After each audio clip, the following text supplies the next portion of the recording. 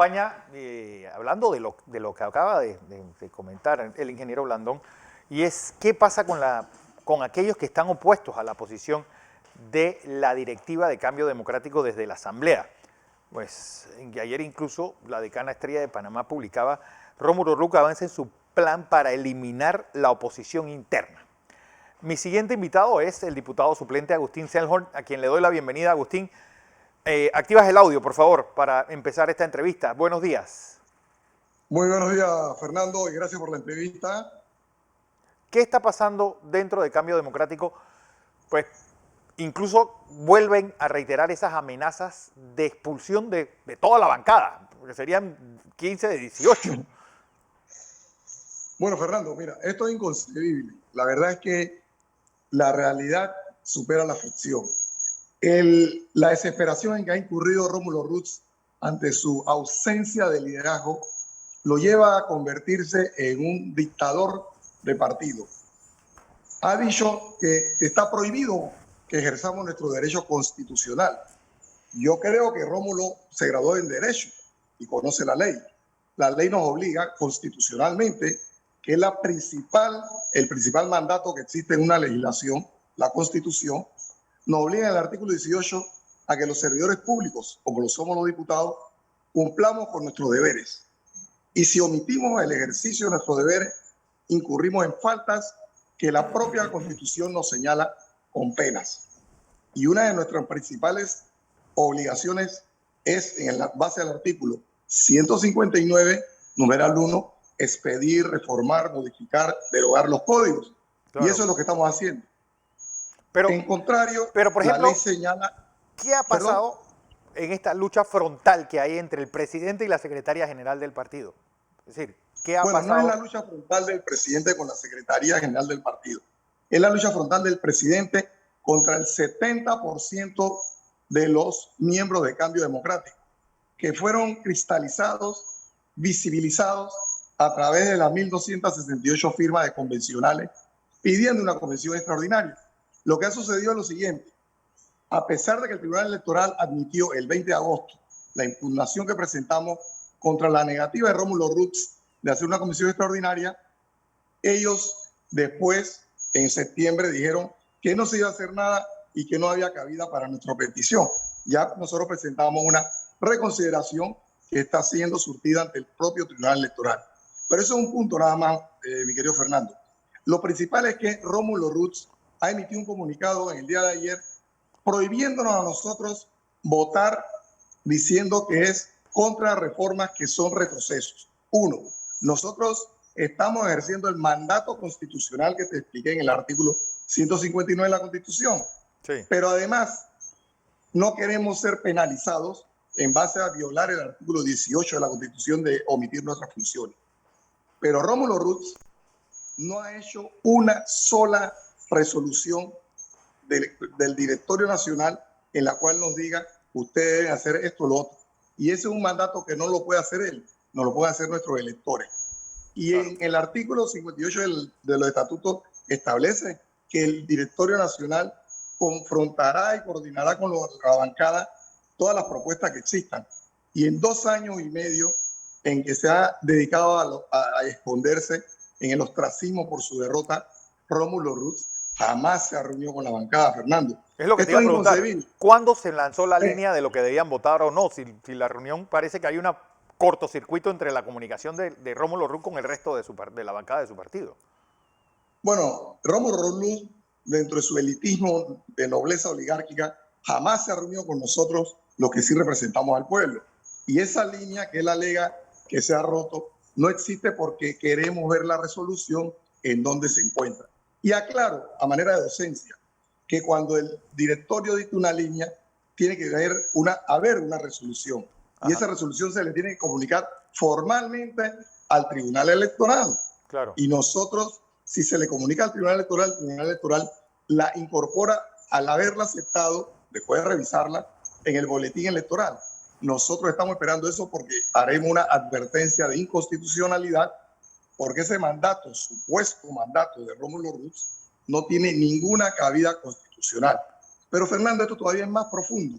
Sí. ¿Cómo es posible que el presidente del partido, que tiene aspiraciones a ser candidatizado nuevamente y que está en campaña abierta con los fondos del partido que deben ser para capacitación y para poder solventar la pandemia que afecta a nuestros electores, a nuestros votantes, se ha dedicado a hacer sus TikTok y a figurarse para ver si se gana el concurso de la mayoría. Él no tiene una sola reunión con la bancada ni con nadie.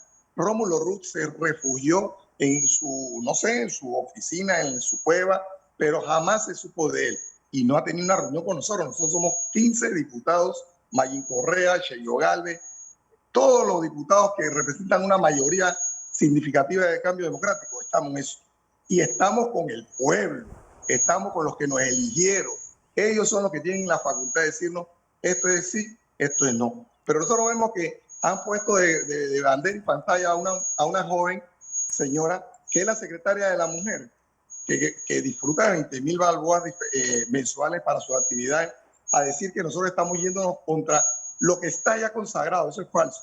El propio Tribunal Electoral ayer, en boca de su presidente Arauz, manifestó que se habían consensuado el 90% de las propuestas. Ella dice, aquí no hay ningún consenso.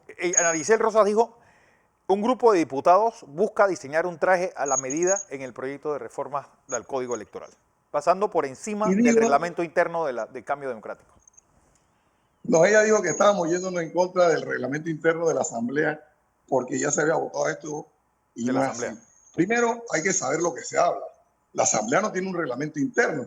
La Asamblea tiene un reglamento orgánico del régimen interno porque somos un órgano del Estado.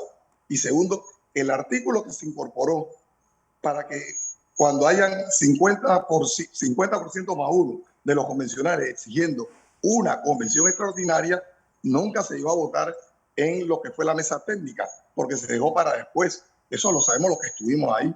Los que no están y prestan oídos mal oídos dicen cosas indebidas. Pero el profundo fondo de esto, Fernando y pueblo panameño, es que un partido político se debe a sus electores y que las reglas están establecidas y que los estatutos hablan de que el directorio nacional y la comisión política coordinará con las bancadas en los asuntos de leyes y coordinará con los representantes de los asuntos municipales. Eso, si me enseñan un solo documento en donde eso se haya hecho realidad, yo no hablo más. Pero es que jamás ha habido comunicación. Yo quiero que el presidente del partido salga a la luz pública a decir cómo se han gastado millones de dólares en los indebidos alquileres que han hecho, cómo se han gastado miles de dólares en comprar mascarillas a 22.50 cuando la caja de mascarillas se adquiere hoy en día a 2.99. ¿Cómo es posible que salgan ahora a decir que han defendido a su membresía cuando jamás enarbolaron bandera de lucha para defenderlo? ¿Cómo van a decir esta actual directiva de Rómulo Rux y 4 más que han puesto sus intereses por delante para defender a los descamisados, a los necesitados? Jamás se ha dado. Entonces nosotros tenemos que ser claros en algo. Este es un movimiento de mayorías, sustanciales mayorías, gravitantes mayorías, significativas mayorías. Y se ha pedido que se haga una comisión extraordinaria. Pero el requisito no es que tengan 2 años, el requisito es que se lleve la petición con el 50% más uno de los convencionales y se impondrá la ley del pueblo, la ley de la mayoría. Así de sencillo. Y que Rómulo explique todos esos dineros que el propio Tribunal Electoral le está diciendo que los devuelva. No has dicho ni media palabra. Que diga por qué falsificó más de 458 firmas. No ha dicho nada. Tarde o temprano tendrá que rendir cuentas ante la justicia. Fernando, puede que la justicia tarde, pero la justicia llega. Y nosotros estamos empeñados en eso. Le tenemos 3 denuncias ante el Tribunal Electoral, ante la Fiscalía Electoral y ante el Ministerio Público. Tiene que darle respuesta a la membresía. Que no se escude en la falda de una señora que tiene que defender sus intereses personales. Que diga, mire, yo pagué esto así y asado. Yo mandé a falsificar esta firma por esto y esto, en aras de los mejores intereses. Pero que diga algo, que diga por qué pagó los contratos a 20 años. Entonces, nosotros podremos decir, bueno, por lo menos ha aceptado lo que debió haber aceptado. Recuerda, Fernando, cuando él perdió las elecciones, él lo dijo en los medios, salió en Next TV y en los otros medios, de que iba a impugnar las elecciones. Llegó la mañana y después dijo, bueno, no vamos a proceder. No sé si fue falta de hidalguía o fue presencia de cobardía pero no se atrevió a defender lo que había pronosticado él que iba a hacer, que había pregonado que iba a hacer. ¿Por Y qué? hoy en día no puede mandarnos un comunicado en el mismo momento, Fernando, que estamos en la mesa de votación diciendo se les prohíbe que voten. Pero si ese es nuestro trabajo, nuestra obligación constitucional, vamos a vernos las caras en los tribunales. Y si él se atreve a inventar ahora una resolución que no la tiene, la vamos a recusar en el Tribunal Electoral, advirtiendo la inconstitucionalidad de la misma porque no tiene ningún asidero, el menor asidero legal tiene. Bueno, vamos a ver en qué termina todo esto porque el Tribunal Electoral parece ser el gran convidado de piedra. Y en un caso de una disputa tan evidente... hacer un pronunciamiento. Mira, ayer la diputada Marlene Ballarino presentó gráficamente las actas que habían sido falsificadas por la Junta Circuital, que eran 5 miembros del Tribunal Electoral. Sí. En esta reforma, Fernando, no hay una sola propuesta del Tribunal Electoral para combatir el fraude. Nosotros ya la presentamos, ya están presentadas y se van a ver en el segundo debate. Pero ellos, los magistrados del Tribunal Electoral, tienen la obligación de preservar la certeza del voto, la transparencia del mismo y la veracidad de ese voto. Eso es un fundamento que el propio magistrado presidente Araújo ayer lo dijo, pero no en el momento de la reunión, sino cuando hizo sus declaraciones y dijo que efectivamente había que purgar funcionarios corruptos dentro del Tribunal Electoral si lo hubiese.